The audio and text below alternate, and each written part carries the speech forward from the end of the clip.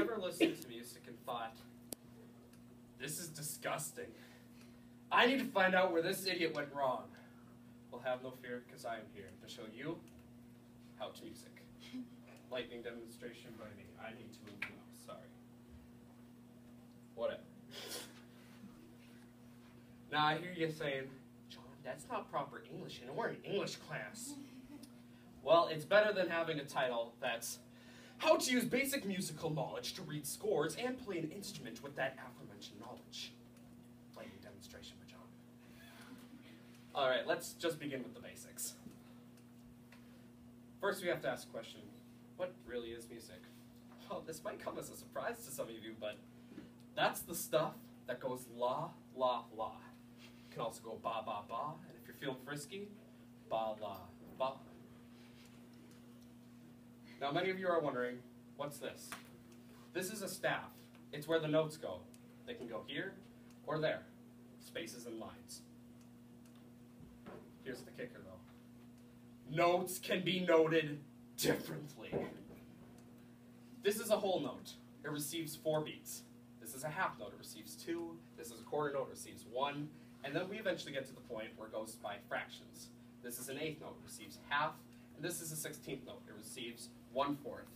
As some of you may have noticed, that each beat for each new note divides by 2.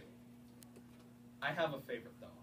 And this is a pretty epic note.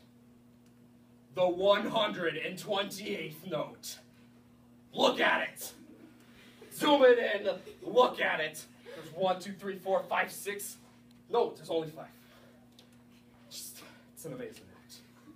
You can also call it the semi-hemi-demi-semi-quaver note. Very useful. One last thing. That's a sharp and that's a flat. They are used to tell you to hit a black key. The one on the left means to go hashtag higher, and the one on the right means to be a little lower. Holy buckets, it's time to read the paper now. Let's bring up our staff again. The thing you see on the left means to play higher. It's a treble clef. There's also the bass clef. It means to play a little lower. They go together like this on the paper.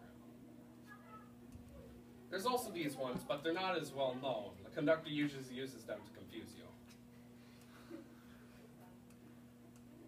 You can add extra lines to the bottom or top of the staff if you want to, in case you don't want to switch clefs. The following is an example of when the composer hates you. Oh, no, boy, that doesn't end. Okay, there we go. There are time signatures to tell you how do you account your music. Yes, I know there is math involved in music sometimes. I get it. Here are a few examples. 4/4. It means that there's going to be 4 counts in a measure and the quarter note receives the beat. 1, 2, 3, 4. There's also 6/8, which means the 8th note will receive the beat and there's 6 beats in a measure. 1, 2, 3, 4, 5, 6. 3/4. This is often used in waltzes. So 1, 2, 3. And this one.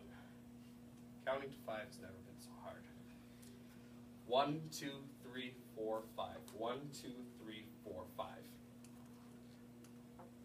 Let's time for the main event. I don't have a piano, so I'm going to just make this pretty brief.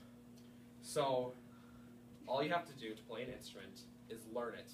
Practice. Practice every day. Find lessons. Basically, what I'm telling you is get good. So, the next time you're listening to music and it's pretty awful, just remember, you know the basics. You know how to read and you know how to play an instrument.